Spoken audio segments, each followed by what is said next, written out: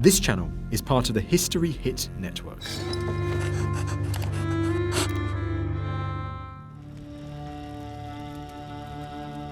Their flames were burning. They were soon to conquer their world.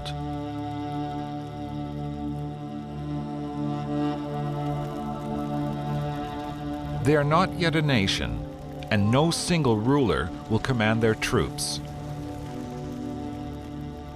Still, for some time, they will call on their pagan gods to give them strength and prosperity. But soon their voices will be heard in distant lands, and others will fear and admire, love and hate them. Steadfast, their axes will shape the ships that will bring their people across Europe, into Asia, and to lands yet unknown beyond the horizon to the west. Stories will be told and retold over centuries, their sagas sending messages over millennia. When people see their ships coming, they will either be very impressed or very frightened.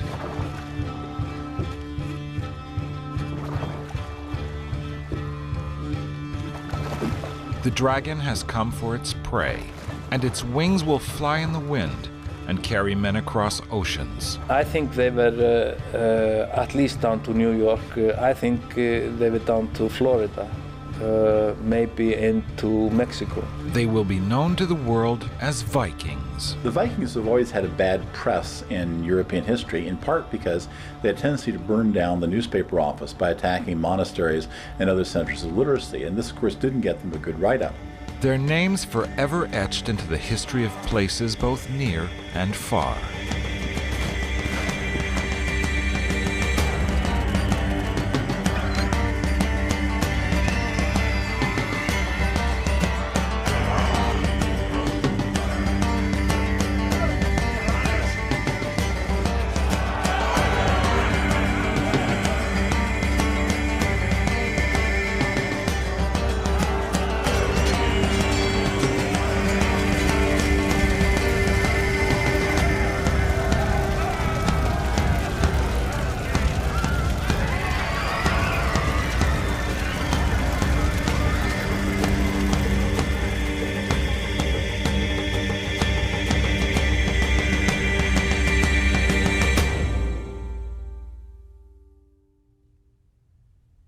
Death and destruction. The trails of some Vikings end in a dark vault in Copenhagen, perhaps as a legacy of their violent past. We have the remains of about 450 Norse Vikings from Greenland.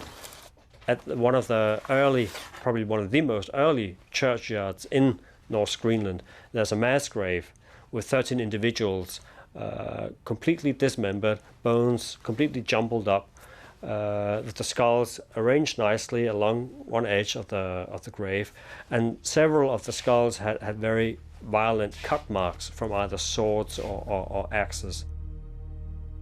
Maybe the obvious signs of a violent life are only distracting us from the other, and possibly more truthful story about a culture that rose above others and reigned for half a millennium. This was once a man who worked the land in distant Greenland. His remains, and those of other men, women, and children who settled on an Arctic coast, adds a chapter to an astonishing story of survival and heroism. Every bone now reads like the chapter out of a book, giving scientists insight into daily life 1,000 years ago. When we look at the skeletons, we can certainly see that nutrition, at least at the beginning of the settlement period, was okay. We don't see any overt signs of malnutrition.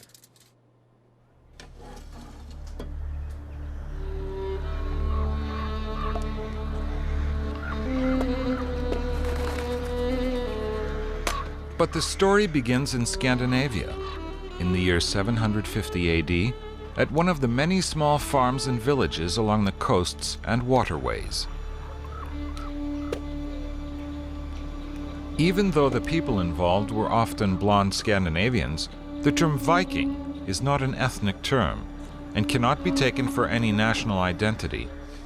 There are also Slavic Vikings, Irish Vikings, and to go Viking is more a term for an activity that was carried out by this diverse group of people living in Northern Europe at the time. History Hit is like Netflix, just for history fans. With exclusive history documentaries covering some of the most famous people and events in history, just for you. History Hit is the perfect place for any medieval enthusiast. Our catalogue of history documentaries includes hundreds of hours of exclusive videos, such as Essex Dogs with Dan Jones. We're committed to bringing history fans award-winning documentaries and podcasts that you cannot find anywhere else. Sign up now for a free trial, and Chronicle fans get 50% off their first 3 months. Just be sure to use the code Chronicle at checkout. And Arab emissaries traveling to the north were both surprised and frightened by what they saw. They are the filthiest of God's creatures. Every day they must wash their faces and heads, and this they do in the dirtiest and filthiest fashion possible, writes Ibn Fadlan in 922, also noting that they, to his surprise, comb their hair every day.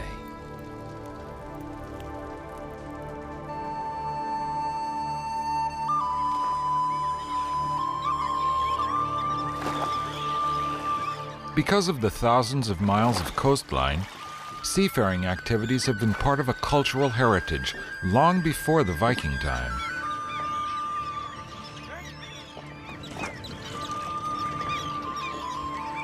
The rich fishery along the Atlantic coast was the base for many important settlements.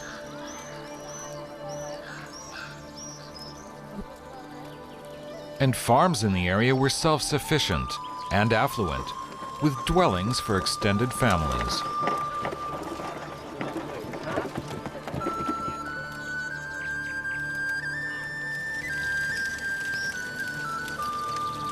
Gold, silver, glass, and textiles. The Vikings proudly expressed their beauty and status in original art.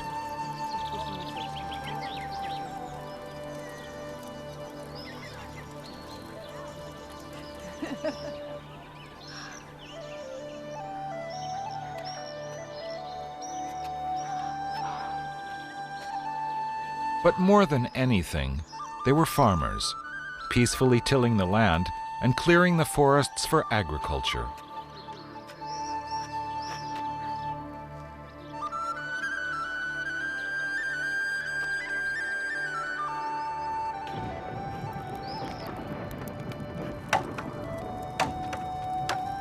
And at most big farms there was a boatyard.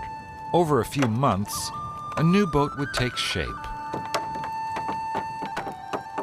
Based on a boat-building tradition with roots going back hundreds of years, the craftsmen developed ships that would forever change the face of history.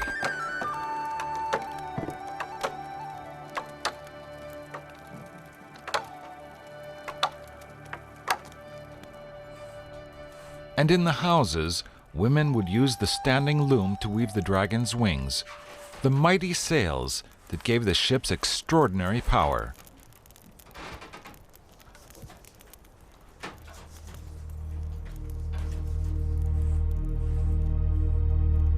The Vikings were proud of their ships, and artists made sure that the impression was lost on none.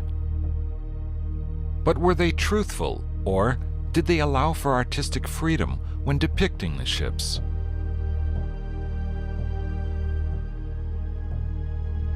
Modern boat builders and maritime archaeologists have been puzzled for a long time over the depicted rigs of the Viking ships.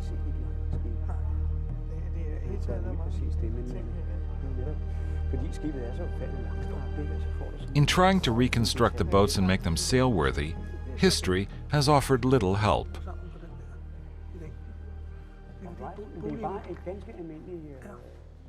We have a problem with the Viking ship finds. You see, most of the finds have been done on very shallow water or along the coastline, and in places where the local people have been able to get at the ships and steal all the ship's gear out of them. And in consequence, we will find no oars, no rudders, no sails, no mast, no nothing of the gear belonging to the ship. Only a few Viking ships have been found, and finds have often only consisted of scattered planks and parts of the rigging. By carefully piecing together the remains, Ole Krumlin Pedersen and his colleagues can draw the conclusion that the Viking ship fleet was surprisingly diverse.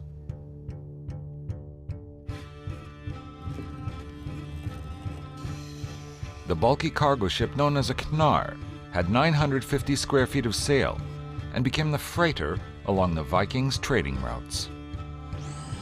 There are the small ships used for fishing, ferrying, and short local travel. The longboat, powered by sail and oars, is the warship dragon of the sagas, built to put fear into enemies.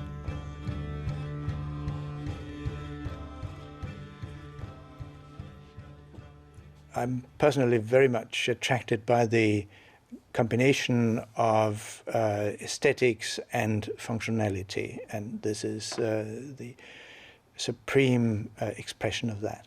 And the Danish scientists were lucky to find several sunken Viking ships. The 5 Viking ships from Skuldelev are extraordinary in the sense that here we have 5 different types of ships from the late Viking Age, from the 11th century, representing 5 different types of ships and different origins. 1 ship from Ireland, 2 from Western Norway, and 2 from Denmark.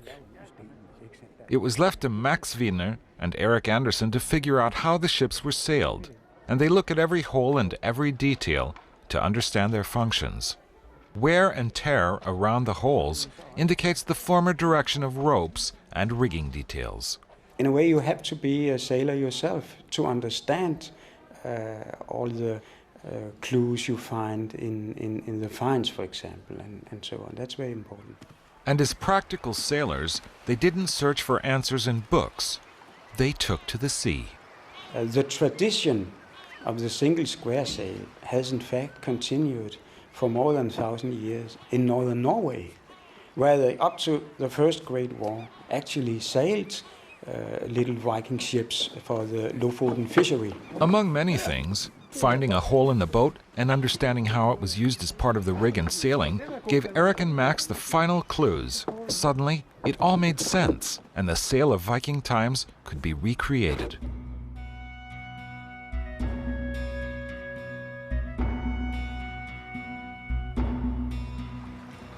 Adding the sail to a hull form people had used in this part of the world for hundreds of years was probably the single most important factor in establishing Viking rule. Suddenly, a world of trade opened up.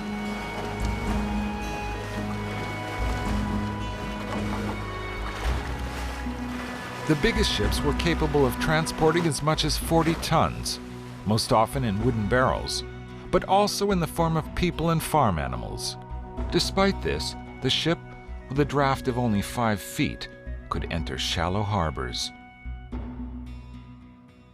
And at this place in northern Germany, where only fields remain today, a town known as Hytherby grew to become a powerhouse of the Viking world. This is the first town, and in this town we have a very special town architecture, so that it is possible that a lot of people find place on a very small site. Farmers became traders, a rural lifestyle exchanged for an urban one. Maintaining control over trade and controlling the merchant routes using warfare and defensive tactics soon gave Vikings the upper hand. Amber, eiderdown, and good quality whetstones were important ingredients in the Vikings' trading system.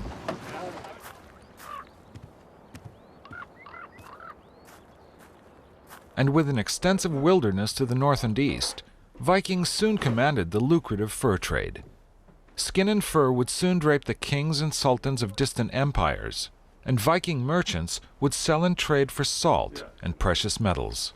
But their bounty also included the living. During the excavations in Hedeby, archaeologists found iron handcuffs and chains, and that is a hint that here in Hedeby they sold slaves on the market. No doubt the town of Hytherby was a place where many different people and cultures met. From here, boats would depart in all directions.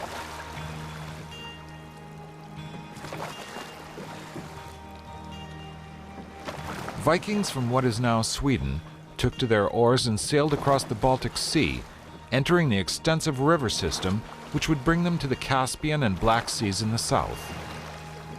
To the people that they met, they were known as the Russ, and they soon established rule over a land which still bears their name, Russia. Again, a successful boat design with a boat that could be pulled over land when necessary gave Vikings the advantage.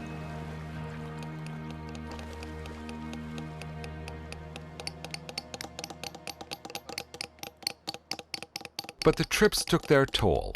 Many warriors died far away from home. With the emergence of a written language, their deeds and heroism were immortalized on elaborate rune stones. The Chuds, the Slavs, the Krivicians, and the Ves then said to the people of the Rus, "Our land is great and rich, but there is no order in it. Come to rule and reign over us." The land under Rus control extended far, and Kiev became the capital. They often sailed to Constantinople, but failed in 2 attempts to conquer the Byzantine Empire. However, the emperor noted their strength and bravery, and made Vikings his personal mercenary guard.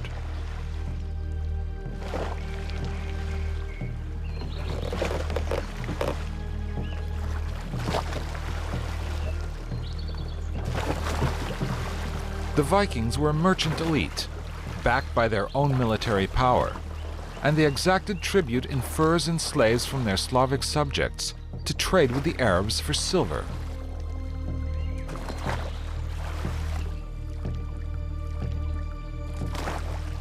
But Viking expansion, whether east or west, still relied on the development of the ships.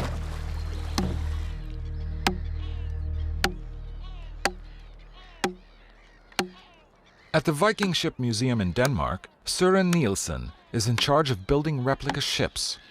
The important thing is to follow the fiber, that the piece of wood which is put into the boat follows the fibers of the wood. So it has grown in the right shape, you can say. I made 2 pieces here, just to show you the important thing. On this piece, the fibers are going here like this, straight, and this is a grown piece from the nature. And if I hit it here, as you can see here, the fibers didn't follow the shape of the piece, so it broke. And that is the important thing. As you can see on this piece of wood, the fibers is following from one end to the other, and therefore it's unbreakable. Well, so that is what makes this piece very strong. In the forests of Viking times, an industry was developed. Skilled boat builders looked for natural curves in the wood, lines that fit the hull shape of the boat they planned to build. Planks were cleaved out of the tree trunk, and beams carved out of the curved branches.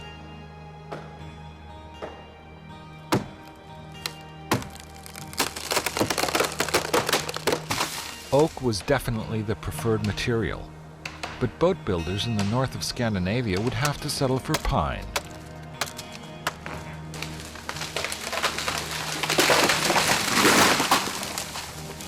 I think it was impossible for one boat builder or 10 boat builders to build a boat like this. It has to be, you had an industry with a lot of people in the forest chopping the big planks out, and they were taking roughly chopped planks down to the harbor. And down there were boat builders putting the boat together. Today, the tradition is upheld by a small team of boat builders at the Viking Ship Museum at Roskilde in Denmark. On this bed is the longest replica ship ever built. At 100 feet in length, this slender ship seems to defy the rules of boat building. There is a lot of points where I think this is not strong enough, this is too thin, this is too weak. in all those cases, when the boat is going out sailing, it's strong enough. It would be okay. The ship is built using clinker technique with overlapping planks. I think it's one of the few elements in life which has survived for more than 1,000 years in living tradition over a large part of Northern Europe and North America as a true Viking heritage. The design allows for a considerable flex along the ship's axes. They can be like a dolphin in the sea, move and do not stand out as a stiff element which would hammer into the waves. This is the secret of the Viking ship. The modern shipbuilders decided to put their ancestors and their design to test. At the Danish Maritime Institute, naval architect Kim Henriksen prepares for an examination of the hull's characteristics.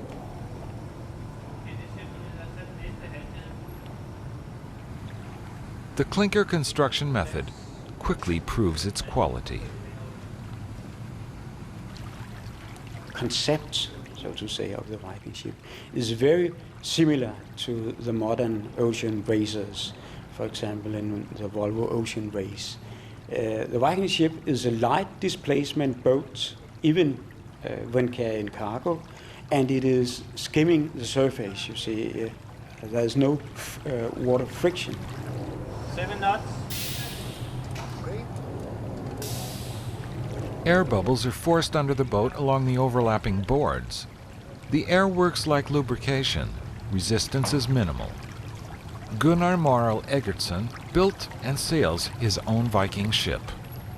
The Viking ships, they were built from the very beginning to surf. If you're going faster than 30 knots, it starts to surf, and then it's easy to sail as fast as 15, 18, 20 knots. Only the fastest modern sailing boats can match such speeds. But it will take more than a fast ship to conquer the world. The Viking sailors' skills were outstanding, and they dominated the oceans for nearly half a millennium. Initially, the Vikings surfed along the coasts. As long as they could see land, navigation was easy. Once they set course over open sea, the rules changed.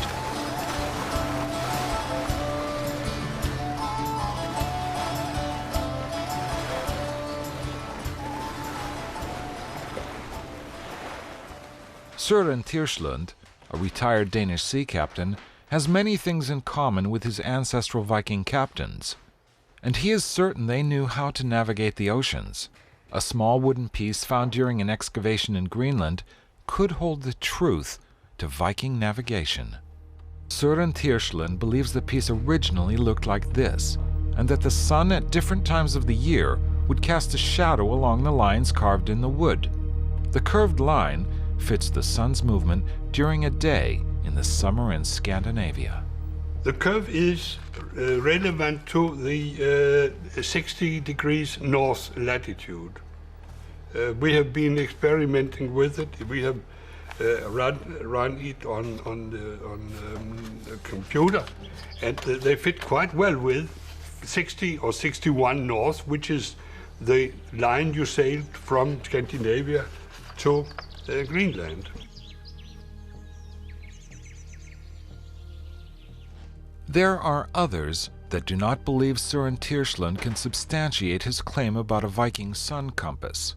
Prepared to put the theory to a test, he asked for an analysis to be made by the Forensic Technical Department of the Danish police. Carl Huberg took a close look at the wooden piece from Greenland. He was most interested in the lines carved in the wood. Were they accidental, or were they done for a purpose? His conclusion is clear and simple. My conclusion from the investigation is that the lines are purposely drawn, not lines randomly carved. I pejleskiven, og ikke som påstået tilfældigt opstået. The Viking captain would hold the sun compass horizontally, and as long as the shadow fell along the line, he knew that he was on a correct east-westerly course, and he could deduct the other directions as well.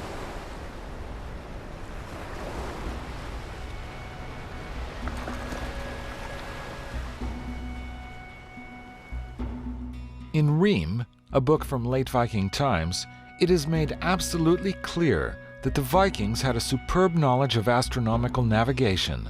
For example, they knew and used the knowledge of a spherical world. They knew about the moon and tidal currents, and they could calculate the time for ebb and flow for any place on Earth. And the quadrant is described, which made it possible for them to measure the height of the sun, make tables for its declination day by day during the year, and use the polar star for navigation.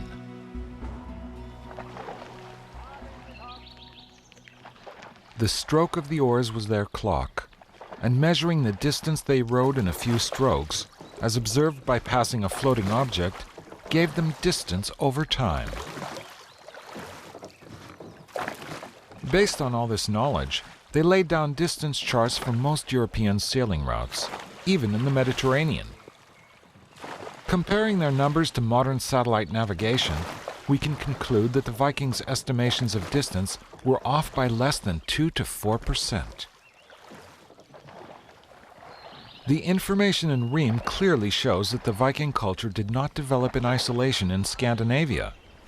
During hundreds of years prior to this time, knowledge had survived and spread from people like the Greek geographer Ptolemaeus, active in the 2nd century AD, or reached the Vikings from the distant court of the Caliph of Baghdad.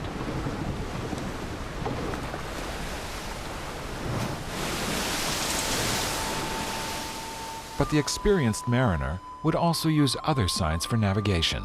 He knew that whales would appear when approaching Iceland, and that seabirds in the air indicated he was fairly close to land. Following the flying birds would bring him ashore. In the early 8th century, Irish monks seeking voluntary exile for service to God drifted ashore on the remote island of Iceland. Stories telling of their arrival must have reached the Vikings in Norway and prompted the first wave of emigration to the new land. The Vikings of the North Atlantic were known as the Norse. Middle-ranking chieftains, who were outmaneuvered by others as the kingdoms of Scandinavia slowly formed, saw their chance to rule by finding a new land. I think that it's useful to distinguish between the mindset of the chieftains who were going out mainly to find some place where they could be chieftain. Almost all of them had lost power struggles someplace further east, either in Norway going to Iceland, or in Iceland then going to Greenland. I think for the other people who are going with the chieftains, basically they were looking for land, they were looking for a better life, they were looking for some place where they could be more prosperous farmers. They brought their extended families, slaves, and their animals to Iceland. A whole farming community relocated. Many early settlers were also of mixed Norse-Celtic marriages, and some scientists claim East European Slavs were also among the first. At the beginning of the settlement period, Iceland had extensive forests, but within 50 years, the land was cleared, possibly for obtaining timber, but more likely to clear the land for grazing.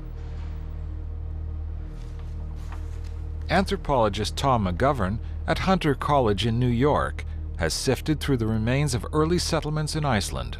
It's easy to see the Viking colonizers in the North Atlantic coming in and essentially infecting these virgin lands with European insects in themselves and destroying the ecosystem.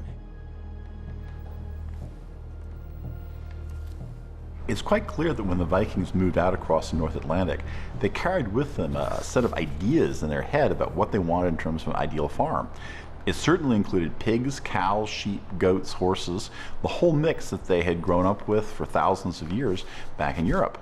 As they introduced this package into the North Atlantic, it had impacts. It caused deforestation. It caused the loss, in many cases, of grass and opening up of erosion.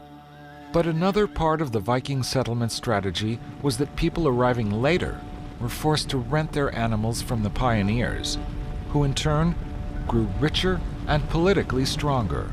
For latecomers, it was also difficult to gain access to fertile land, and many of them probably thought about moving on to new virgin territories.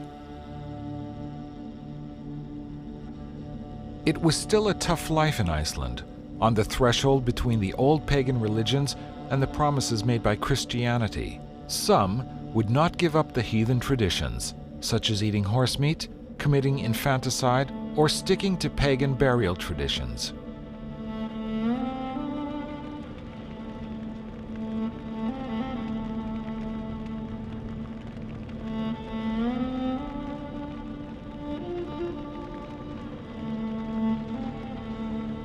The remote colony had a choice, but had no timber available for houses and ocean-going vessels. A trade pact with Norway, which hinged on the Norwegians' demand that the land adhere to Christendom, was inevitable. But on the Icelandic farms, stories were told of distant lands sighted by brave seafarers. For many young Norse, the stories and sagas created dreams of a different life, but they also described the dangers of going further west. Bjarni then spoke. Our journey will be thought an ill-considered one, since none of us sailed the Greenland Sea. Despite this, they set sail, and sailed for 3 days, until the land had disappeared under the horizon. They were beset by winds from the north and fog. For many days they didn't know where they were sailing.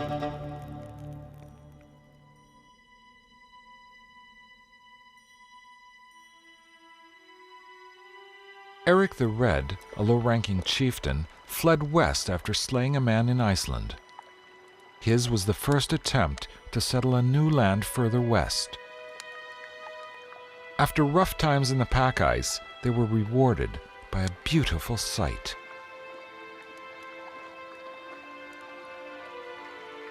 In the years to come, Eric the Red, now the highest-ranking ruler of a new land, sold his concept of a Greenland to followers, creating an exodus out of Iceland, which was torn by religious and political disagreements.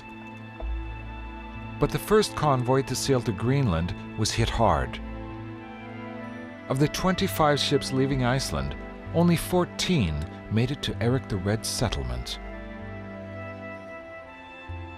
His promise of a Greenland was not a lie.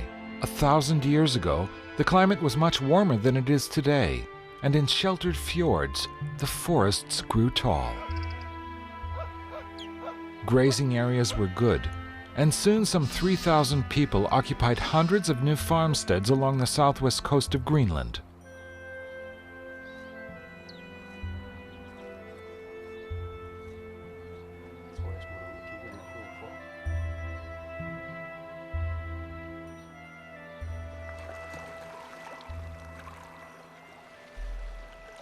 If and when the ships reached the southernmost tip of Greenland, they could find shelter away from the pack ice.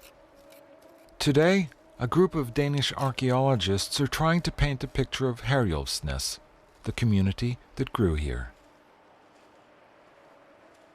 They do not find a lot of remains, but one unearthed discovery is especially interesting.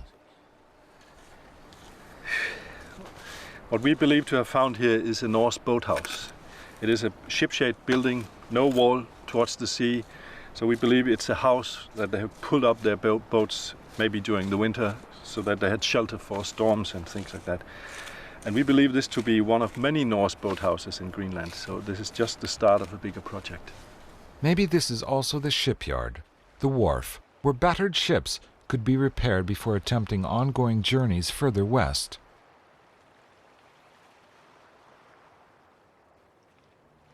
For the Vikings, this was a new world, and they had yet to learn how to make the most of it. Many things were new and surprising.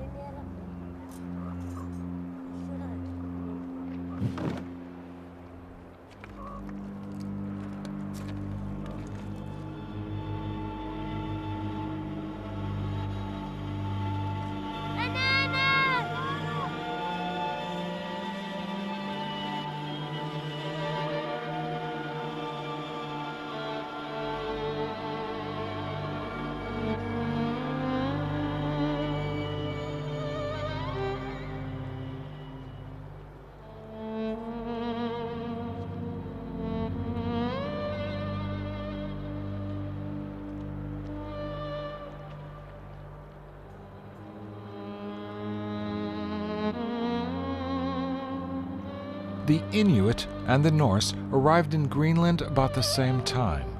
The Inuit arrived from the north, crossing over from Arctic Canada. The meeting was probably a surprise to both.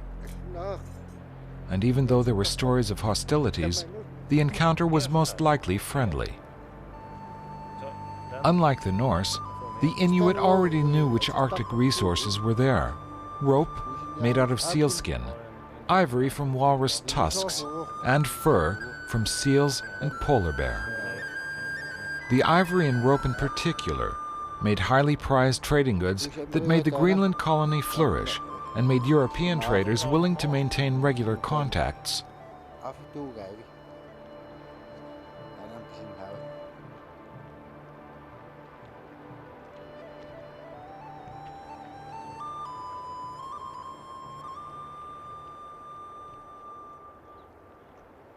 But Christianity grew stronger, and even the pagan chieftain Eric the Red was forced to build a small church for his wife.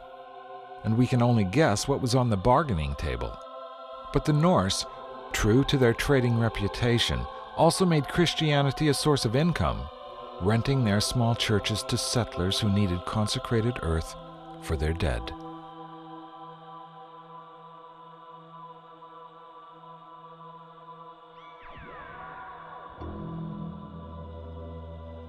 Bjarni, a daring young Norseman, once lost his way at sea and drifted in fog to a land he didn't know, but he was sure it wasn't the Greenland he had heard of. His story of an unnamed land sparked the interest of other Norse sailors. One of them was Eric the Red's son, Leif Erikson. The currents and wind patterns close to Greenland favor a trip to North America.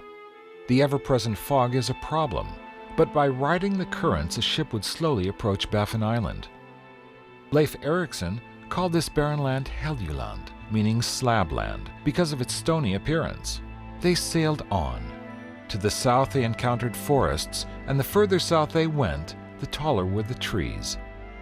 He called the place Markland, the land of trees. Encouraged by what they saw, they continued. They spent 2 days at sea with northeasterly winds before they saw land. They sailed towards it and came to an island. In the fine weather, they found dew on the grass that they collected in their hands and drank, and thought they had never tasted anything as sweet. Archaeologist Birgitta Wallace has followed in Leif Erikson's footsteps, finding the remains of his and other Norse expeditions to North America. She knows the Vikings called their newfound land Vinland, the land of wine, and she is convinced that the name reflects the finds they made. Looking for Vinland, I think I really like to turn the map upside down and remember we are coming from Greenland. And here is Lonesome Meadows in northern Newfoundland, where I worked. And I think Vinland is this, all the coast around the Gulf of St. Lawrence. The only remains of a Norse settlement found in North America, at present-day Lonsey Meadows, is most likely Leif Erikson's original camp, as described in the sagas. There has been a long debate over the accuracy of the sagas' accounts.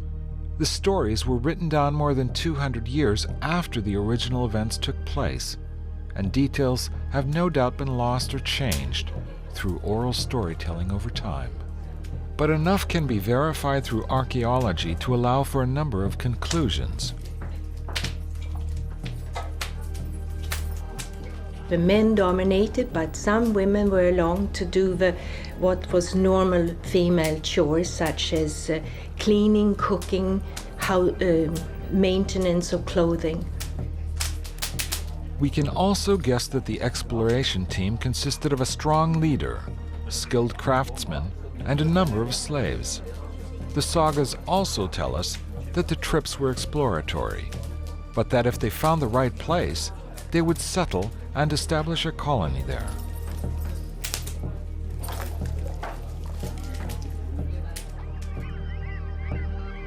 A lot of artifacts found at the Norse site indicate that boats were repaired there.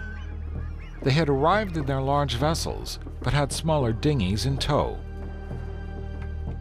We know that the blacksmith was busy making new rivets to replace corroded ones and to attach new planks to the hull. Close to the boat repair site, archaeologists found lumps of corroded iron. Using X-ray photography revealed the old rivets inside. But one of the most striking results from excavations is the neutron analysis of jasper stone used for making fire. Jasper, found in the bedrock in Greenland, Iceland, and North America, was tested and compared to the stones found at the ruins in Newfoundland.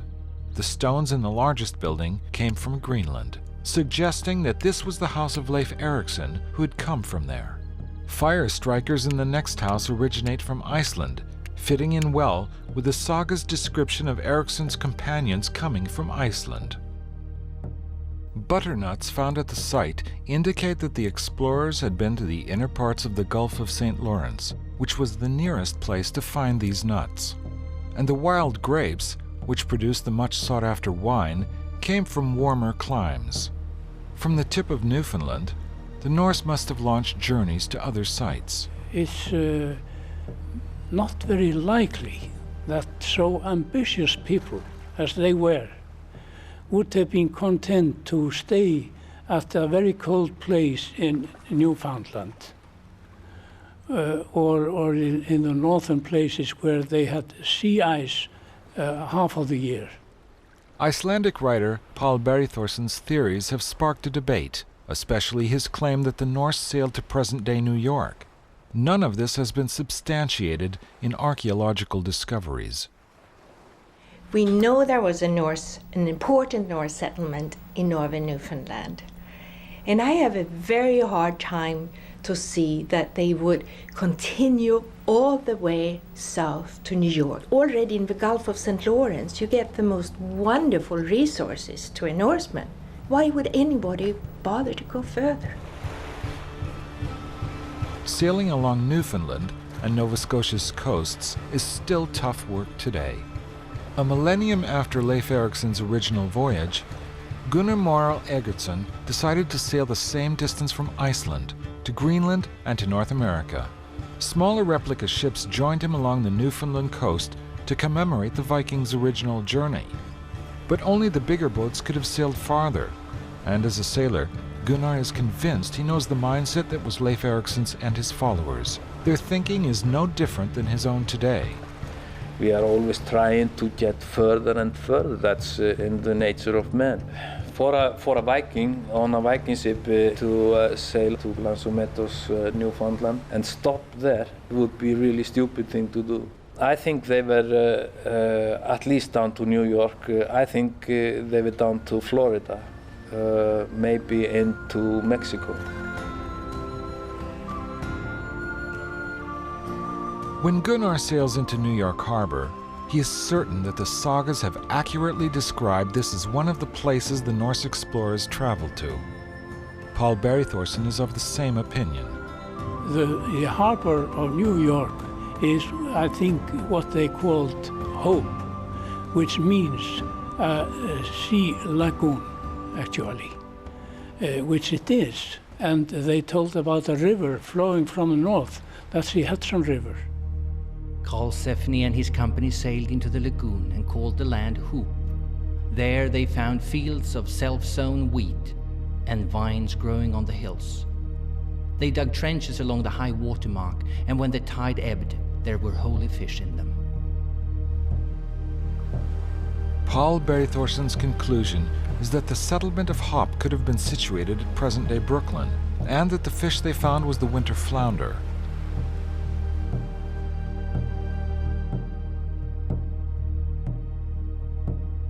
The sagas tell us about the Norse meeting Native Americans. The Norse speak in derogatory terms of the natives, calling them Skrælings. One of the passages in the sagas which is hard to understand initially was why the Skrælings, the Native Americans, went from happily trading with the Norse one day, accepting strips of red cloth and buckets full of milk for furs, and then the next day they come back angry and they don't even talk, they just start fighting. And of course today we know what happened. The Skrælings went home and drank the milk, coming from a hunting and gathering population, they were lactose intolerant. Most of them couldn't digest the milk and reacted to it as though they'd been poisoned. And I'm sure they assumed that they were and came back looking for revenge the day after. So I think that milk is certainly part of the reason why Skraeling and Norsemen got along badly in North America. There would be no peaceful coexistence with the Native Americans. The Norse had no superior weapons and knew that they were losing the battle. It's very easy to tell from the sagas that the Norse were fearful of the Aboriginal people already in North America. And why shouldn't they be? I mean, they were outnumbered by the thousands. Karlsefni and his men had realized by now that although the land was excellent, they could never live there in safety or freedom from fear because of the native inhabitants. So they made ready to leave the place and return home.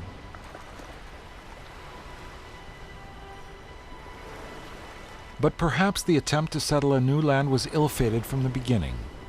You can't start a new settlement with just a couple of handful of people. You need hundreds, and they didn't have hundreds to spare. The attempt to stay in North America went on for possibly as much as 40 years. And even though the sagas only mention 5 different trips, we have reasons to believe that many more ships sailed along these coasts. On returning to Greenland, these people soon faced a new problem. The climate had turned for the worse, and farming became increasingly difficult. The climate theory to explain the Norse demise in Greenland has been the accepted fact for a long time. But scientists are starting to challenge this theory, pointing more at ecological and socio-economic factors that added to the existing climatical problems. Danish scientist Naja Mikkelsen is looking for new evidence. There are many theories why the Norse disappeared from Greenland. One of them is that they actually caused heavy erosion in the area by overgrazing and by cultivating the landscape, making grass for their livestock and cattle. And what we want to do is we want to see whether we can prove that theory or disprove it by finding heavy sand deposits and soil erosion in this area. Other evidence comes from the bones left behind in the houses. We see evidence that the bone has been really smashed up and very finely, and it looks as though they've gone to the trouble of making this bone soup, of extracting the last bit of good from the bones. We have in several sites in the western settlement area dog bones cut, sometimes gnawed, on the uppermost floor layers of the houses. Norse people in Iceland and Greenland and elsewhere didn't normally eat their dogs, but it looks as though in the final days in these settlements that may very well have happened. So we do have evidence for something really bad happening in the western settlement at the end. Starvation took its toll. More bodies ended up in the Greenland churchyards, and the people who died far away in Vinland, North America, were also brought back home to Greenland for burial. As Christians, they had to be buried in consecrated earth.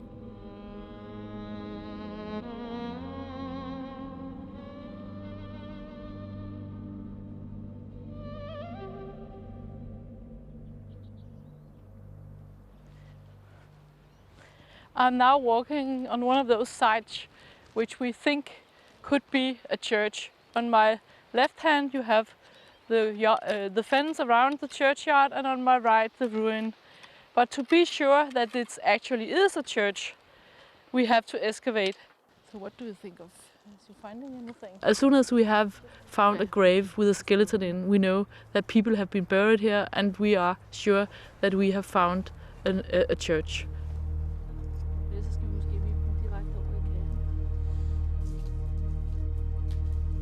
Back in Copenhagen, archaeologist Jette Arneborg has teamed up with medical doctor Niels Linderup at the Panum Institute, hoping that his analyses can shed light on the Norsemen's final days in Greenland. Using tooth enamel for analyses provides some of the answers. The oxygen isotope readings from the teeth made it clear that this climate change, which we knew from ice core borings, also directly affected the humans living up there. The bones also show signs of more infections and the possibility that people got shorter, perhaps as a result of malnutrition. Which could indicate that indeed living conditions deteriorate somewhat over the 400-500 years of living in Greenland. But who or what is to blame for this change to life in Greenland? What about the animals? Did they contribute to the problems of survival? Naja hasn't found the sand deposits she's looking for. So this seems to indicate that it wasn't the Norse who actually caused any soil erosion, and that the decline of the Norse culture here in Greenland wasn't caused by them overgrazing and destroying the landscape.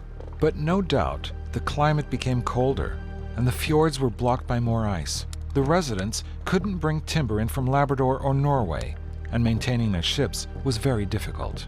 What did happen was the Icelanders and the Greenlanders become increasingly isolated, increasingly dependent upon other people's ships to come to them. And it's sort of a terrible irony. These two initially great seafaring peoples wind up being effectively landlocked by their lack of seagoing ships. As the Scandinavian kingdoms formed in the 12th and 13th centuries, the Viking Age came to an end in Europe. But the Norse in Greenland continued to live for another 200 years, as they had done for almost half a millennium. And then, suddenly they were gone. Only ruins remained in Greenland. Not a single Norseman. I don't think we need a catastrophe to explain why the Norse disappeared. With lower population numbers, a slow and orderly emigration over 100 to 200 years could explain why the Norse settlements were abandoned. The Vikings and the Norse remained Europeans to the bitter end, not opting to live like the Inuit people and survive in an Arctic land. For many of them, the final Viking voyage was back to Iceland, Scandinavia, or other European sites where they would be comfortable and feel at home. But the Vikings had forever made their mark on shipbuilding, maritime navigation, and naval language. The dragon had folded its wings, but history will always remember the people who made the Viking voyages.